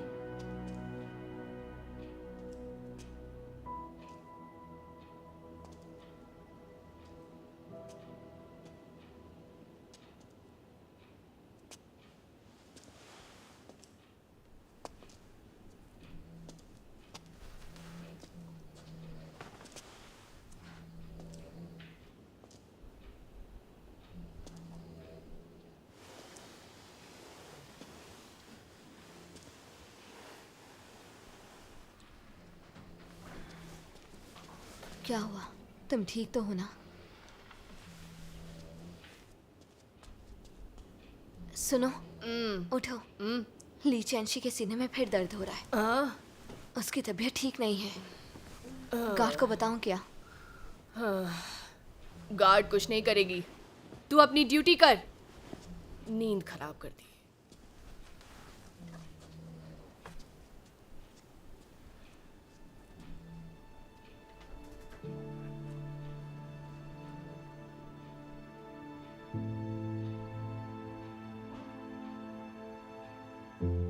क्या मैं यहीं मर जाऊंगी?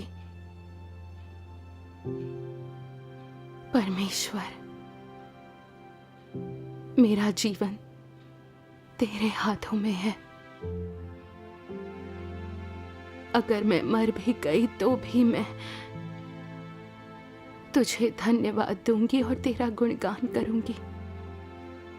अगर तेरी गवाही देने के लिए अपनी जान देने का मौका मिले तो मुझे पछतावा नहीं होगा। मुझे कोई शिकायत नहीं।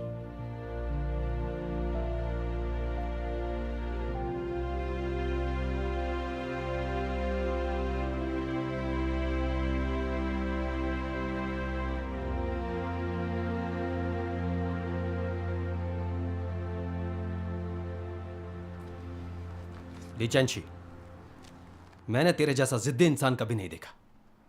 3 महीने से ज्यादा हो गए हैं और तूने अभी तक कुछ नहीं बताया हमें। तू मुझे एक तरह से घुटनों पर ले आई है। मेरी बात मान, थोड़ा सा झूठ ही क्यों नहीं बोल देती, ताकि हम अपने बड़े अधिकारियों को कुछ तो बताएं। तू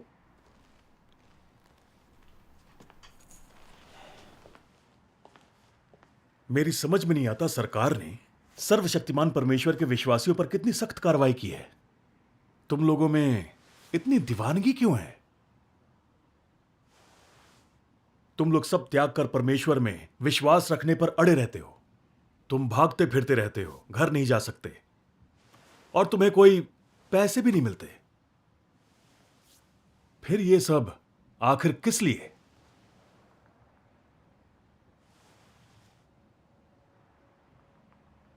आप लोग नास्तिक हैं जो नहीं मानते कि परमेश्वर है। आपको क्या पता आस्था क्या होती है? आप लोगों को सिर्फ पैसे, शोहरत और रुतबे की फिक्र रहती है। लेकिन क्या इन चीजों से आपको शांति मिलती है? मुझे लगता है ये चीजें इंसान को ज्यादा दुखी करती हैं। आप लोगों को सिर्फ तरक्की, धन दौलत की धुन रहती है। कोई नहीं कह सकता कि उसे कब जेल हो जाएगी, कब मौत आ जाए या वो कब सब कुछ गवा देगा। अंत में हमें वही मिलता है जिसके हम हकदार हैं। ये बहुत ही अंधेरी और दुष्ट दुनिया है। प्रभु यीशु ने कहा था, मन फेराओ क्योंकि स्वर्ग का राज्य निकट आया है। आपदाएं अब बड़ी होती जा रही हैं। जिसमें आस्था नहीं है, जिसने प्रायश्चित नहीं किया, वो इन आपदाओं में नष्ट हो जाएगा, दंडित होकर मर जाएगा। सर्वशक्तिमान परमेश्वर इंसान को बचाने के लिए सत्य व्यक्त करता है ताकि हम उसके राज्य में प्रवेश कर सकें। ये बहुत ही कमाल की बात है। हम लोग सुसमाचार साझा करते हैं और गवाही देते हैं ताकि लोग परमेश्वर के अंत के दिनों के कार्य को स्वीकारें, उसका उद्धार प्राप्त करें और स्वर्ग के राज्य का हिस्सा बने। आखिर इसमें गलत क्या है? आप लोग हमेशा हमें सताते क्यों हैं? क्या आपका फर्ज लोगों की सेवा करना नहीं है? आप लोगों को उनकी आस्था का पालन क्यों नहीं करने देते? लीचेंशी, बस बहुत हो गया। ये ज्ञान देना बंद कर हमें। तेरे अंदर ईश्वर भक्ति का अड़ियल कीड़ा है। लीचेंशी, तेरे माँ बाप बूढ़े हो गए हैं। उन्होंने इतने बरस तेरा ध्यान रखा। घर पर रहकर उनका ध्यान रखने की बजाय तू सुसमाचार के चक्कर में भागती फिर रही है। क्या तू उन्हें निराश नहीं कर रही? क्या तूने कभी सोचा है, अगर तुझे 10-20 साल की सजा हो गई तो तू शायद उनकी शक्ल भी ना देख पाए। तू चाहती है कि अकेले ही उनका बुढ़ापा कटे। क्या यह खुदगर्जी नहीं है? तू सिर्फ हमें अपनी कलीसिया के बारे में बता दे, हम तुझे छोड़ देंगे। हम तेरी नौकरी लगवाने में मदद करेंगे ताकि तू उनका ध्यान रख सके। क्या ख्याल है?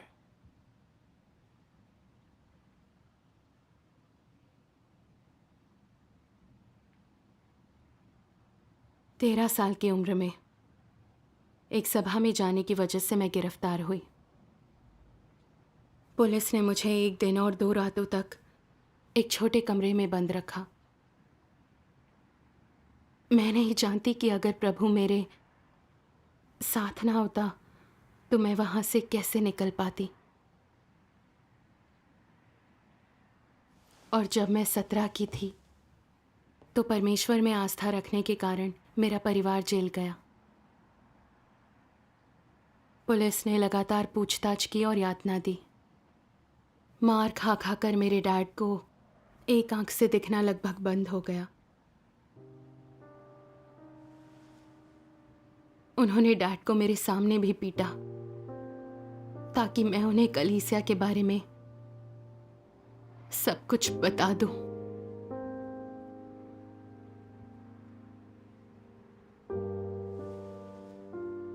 मुझे सड़कों पर घुमाया।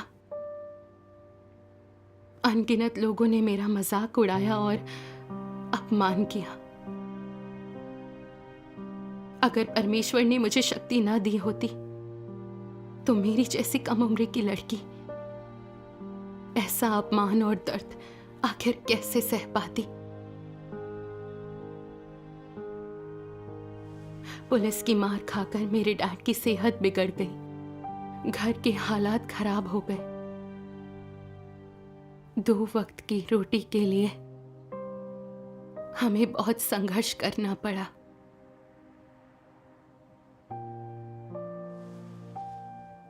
पुलिस मुझ पर नजर रख रही थी और मुझे पकड़ने की कोशिश करती रही। मुझे भाग जाने पर मजबूर किया। मेरा पूरा परिवार बस खौफ में जी रहा था। हमारी जिंदगी तबाह हो गई थी।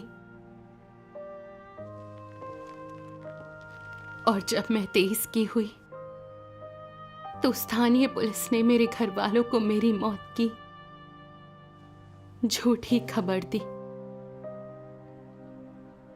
और मेरी लाश की शिनाख्त करने के लिए कहा। इस सदमे से मेरी मॉम का दिमागी संतुलन हमेशा के लिए चला गया और तब से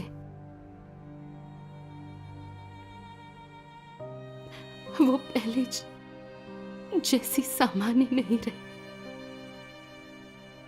कभी परेशान तो कभी डरी सी रहती।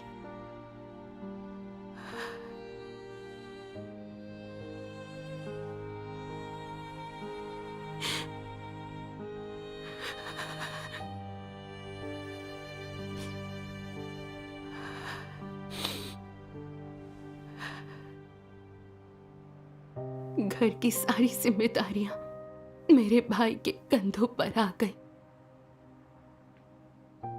एक बेटी होने के नाते मैं उनके लिए प्रार्थना के अलावा सिर्फ चिंता कर सकती हूँ। मैं उनके लिए और कुछ नहीं कर सकती।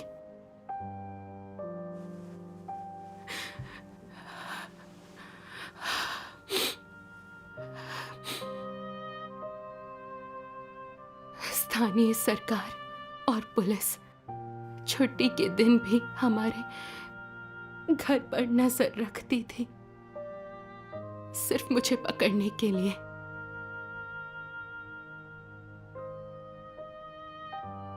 घर वो तो सदियों पहले खो दिया। कई बरसों से मैं घर नहीं जा पाई हूं।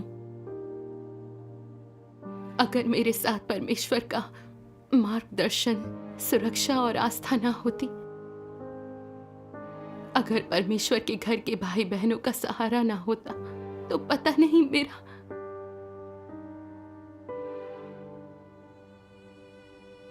घर जाना तो अब मेरे लिए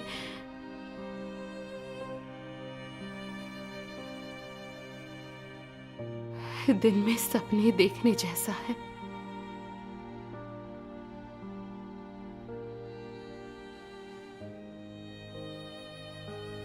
अब तो बस मैं अपने माँ बाप को सपनों में देख पाऊं, यही मेरे लिए काफी है।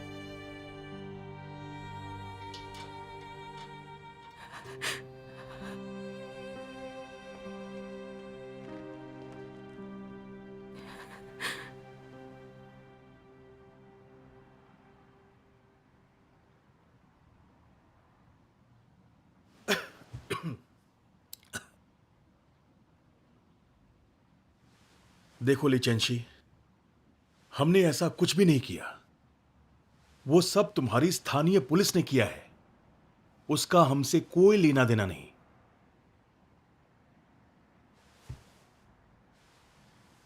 तुमने जो कुछ झेला है उसका हमें एहसास है, लेकिन ये पार्टी की नीति है। हमारे भी हाथ बंधे हुए हैं।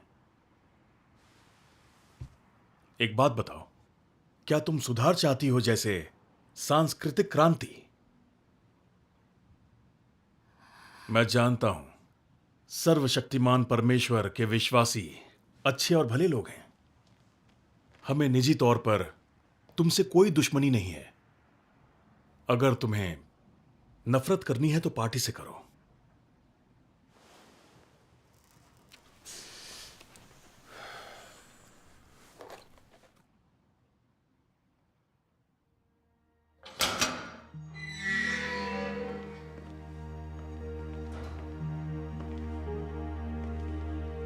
चार महीने गुजर गए। पुलिस को मेरे खिलाफ कोई पक्का सबूत नहीं मिला। उसके अलावा मुझे दिल की गंभीर बीमारी थी। ये सब देखकर उन्होंने मुझे विचाराधीन मुकदमों के तहत जमानत पर छोड़ दिया और स्थानीय पब्लिक सिक्योरिटी एवं मेरे शहर के न्यायिक अधिकारियों को मुझ पर निगरानी रखने को कहा।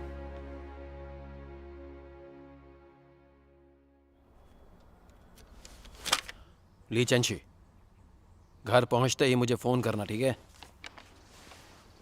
सुना कि नहीं?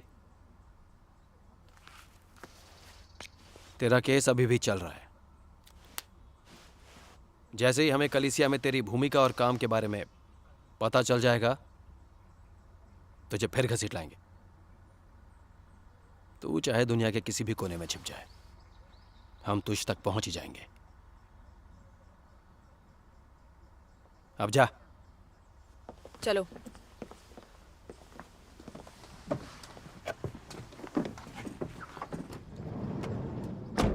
पुलिस वाले दुष्ट होते हैं। पुलिस वाले दुष्ट होते हैं। वो अच्छे लोग नहीं होते।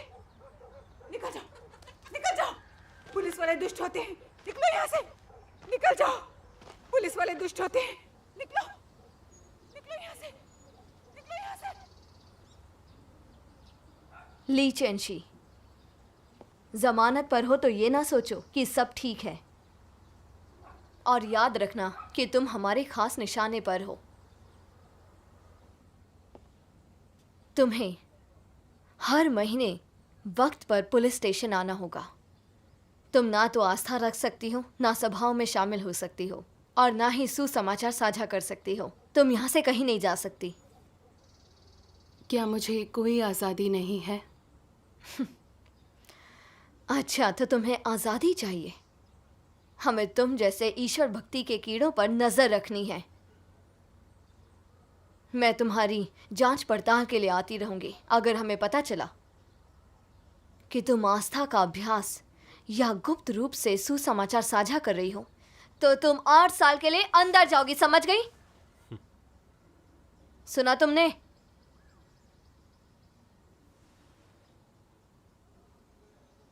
इसकी फोटो लो। ये सब क्यों कर रहे हैं?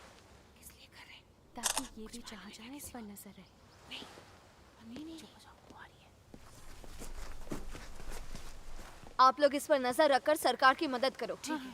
अगर ये परमेश्वर भक्ति करे तो हमें तुरंत खबर कर देना। ठीक है। इस पर नजर रखना।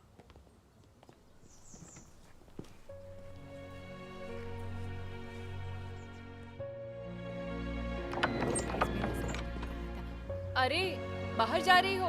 कहाँ जा रही हो? फिर बाहर जा रही हो क्या?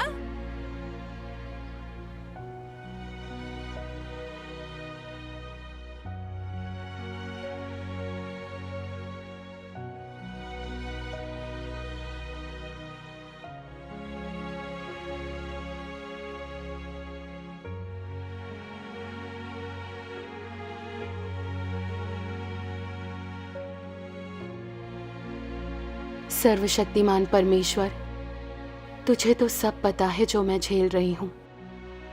मैं ना तो सभाओं में जा सकती हूँ, ना ही सुसमाचार साझा कर सकती हूँ। परमेश्वर, मुझे रास्ता दिखा।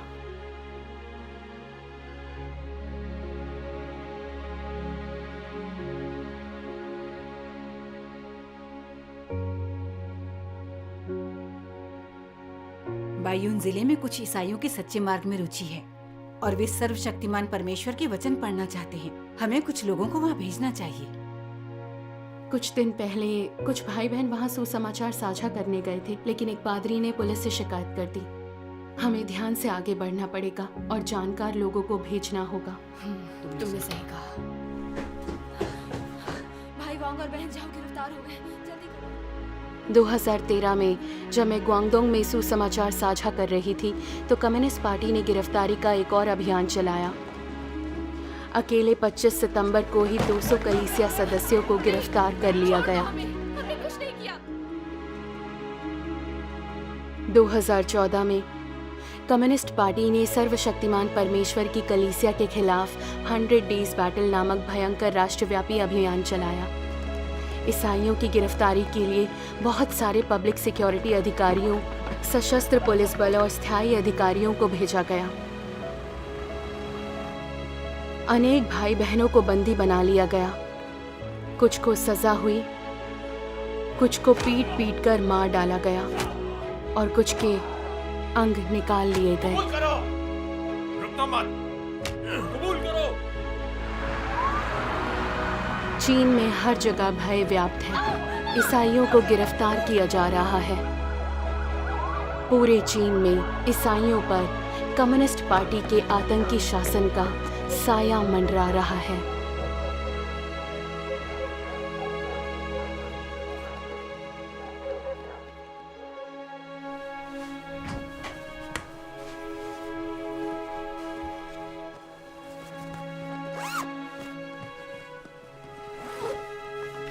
चलिए।